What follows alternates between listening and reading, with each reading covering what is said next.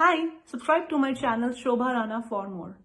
India में जो particularly मैं इंडियन कॉन्टेक्स्ट में बात करूं तो बच्चों को हम इमोशनल रेगुलेट करने का सेल्फ रेगुलेट करने का टाइम थोड़ा कम देते हैं। बच्चा जैसे ही रोना शुरू होता है हम फटाफट पहुंच जाते हैं। फॉर्चुनेटली हमारे घर में भी इतने मेंबर्स होते हैं कि कोई ना कोई पहुंच जाता है। वर्सेस वेस्ट में मैंने जो पेरेंटिंग स्टाइल देखा है वहाँ बच्चे को सेल्फ रेगुलेट करने का टाइम दिया जाता है ना। अगर बच्चा रो रहा है 5-7 मिनट तो पेरेंट इज नॉट एंशियस, उसने मॉनिटर पे देखा हाँ ठीक है रो रहा है, इसकी कोई नीड है खाने पीने की तो फुलफिल कर दी। अगर आपने अभी फीड किया है फिर भी बच्चा रो रहा है, they give it some time, the child some time. So what do you think, that should we give child the time to self-regulate? Is that healthy, or should we go immediately rescue them and give them that comfort that your touch gives them? शोभा, जाना problem नहीं है, जाके हम क्या कर रहे हैं वो देखना है। So if you are available for the child is going to see the world as a place of security. हमें बच्चों को इनसिक्योर भी नहीं करना कि देखो आपके पास कोई नहीं है। आप जाने के बाद बच्चे को बहुत ज़्यादा are you giving the child space to feel their emotions, और आप कह रहे हो चुप हो जाओ and you are trying to solve everything for the child just so that the child gets rid of that emotion. आप उनके इमोशन से डर रहे हैं क्या? क्या आप उनके इमोशंस को समझ रहे हैं, उनको सिक्योर फील कराने की कोशिश कर रहे हैं?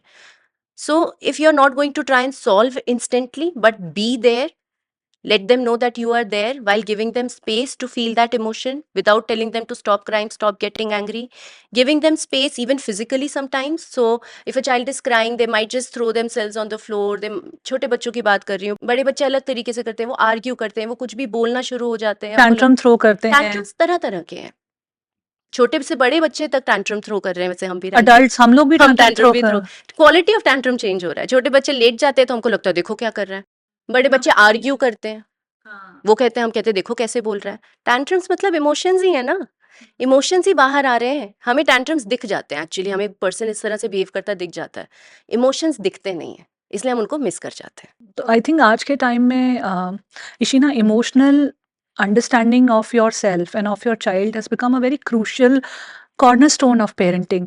हम इसको इग्नोर नहीं कर सकते।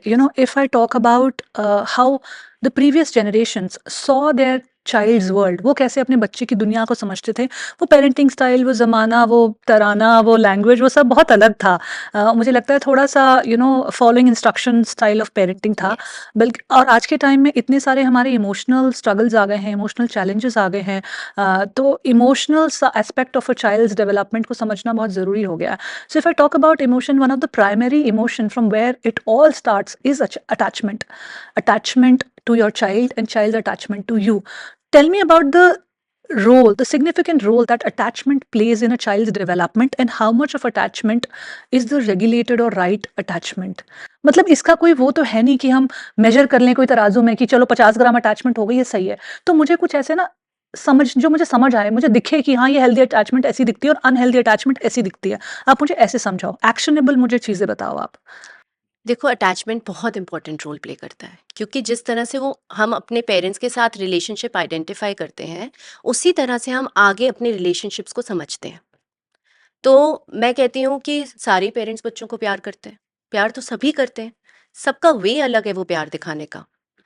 अगर एक पेरेंट है, फॉर एग्जाम्पल लेट्स से, मैं कितने पेरेंट्स से बात करती हूँ एंड आई डोंट जज any parent, but to just put it over here, there so many parents who will really get angry at their children. प्यार वो बहुत करते हैं अपने बच्चों को, पर बहुत गुस्सा कर रहे हैं उनके अच्छे के लिए, इंटेंशन सही है, एटलीस्ट उनको तो ऐसा हाँ लगता उनको है। तो ऐसा ही लगता है।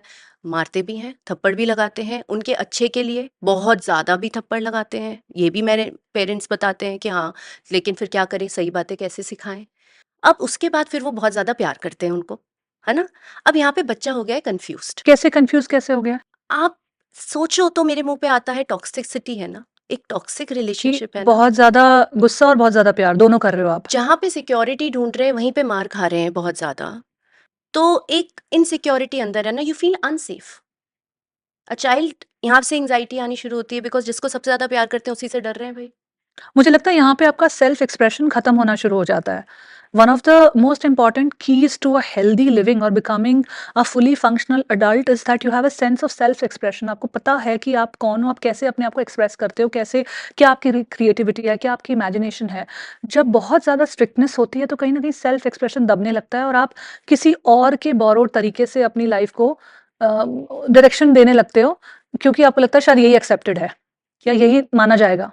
क्योंकि एज अ चाइल्ड हम चीज़ों को एज इट इज़ ले रहे हैं, हम क्वेश्चन नहीं कर रहे हैं, और बच्चों को क्वेश्चन करना अलाउ भी नहीं किया जाता कभी कभी, कि जैसा हम बोल रहे हैं वैसा ही करो। तो सेल्फ एक्सप्रेशन कैसे आएगा? थोड़ी सी आर्ग्यूमेंट होती है तो हमें लगता है कि बच्चा बदतमीज़ हो रहा है। अगर बच्चा अपना पॉइंट ऑफ व्यू देता है, तो अगर आज हम सुनेंगे तो उसको एक्सप्रेशन की स्पेस मिलेगी। तभी हम कहते हैं बच्चों को सुनो, लिसन टू देम। हर चीज़ पे अग्री करने की ज़रूरत नहीं है, पर हम स्पेस तो दे सकते हैं ना। जब मैं कहती हूँ कि ये बच्चे कंफ्यूज हो जाते हैं जब इस तरह की सिचुएशन होती है, तो आगे जाके जब वो और रिलेशनशिप्स में होंगे, वहाँ पे अगर कोई पर्सन उनको इमोशनली या भगवान ना करे फिजिकली अब्यूज करेगा, तो वो उस रिलेशनशिप को टॉक्सिक देखेंगे ही नहीं, क्योंकि उन्होंने ऐसा ही रिलेशनशिप अपने पेरेंट के साथ देखा है। तो वो बोलेंगे ऐसा ही होता है, एंड कितना वो अब्यूज ले लेंगे उसके अंदर। By the time they understand that this is not right, कितना टाइम निकल चुका होगा। It's because that's the meaning, this is normal for me. This is but वो how मुझे बहुत प्यार attachment करता है, पर loves. वो मुझे बहुत प्यार करती है। हाँ, this is what attachment looks like. This is what love looks like. Yes. They have a right over you. They can even physically violate you. They can emotionally abuse you. They can shut you down. They cannot be available. But foundation block तो love ही है, क्योंकि हमने वो घर पे ऐसा देखा प्यार है। देखा है.